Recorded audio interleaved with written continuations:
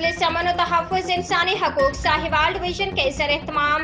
बैनुल मसालिक और बैनुल मज़ाहब यकजहती अफ़वाज पाकिस्तान अमन वॉक का एहतमाम किया गया। रिपोर्ट समीना इकबाल। बैनुल मज़ाहब मजलिस अमन और तहफ़्फ़ुज़ इंसानी हकूक़ साहिवाल डिवीज़न के ज़र एहतमाम वॉक का कामयाब एहतमाम किया गया।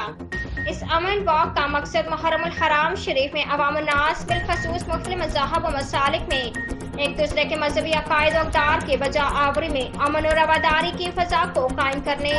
और फ़रोग़ देने की ज़रूरत को न सिर्फ उजागर करना बल्कि इस सिलसिले में की जाने वाली कोशिशों में मज़बूत इंतज़ामिया और अफ़वाज पाकिस्तान के खिदमत को सराहना भी था।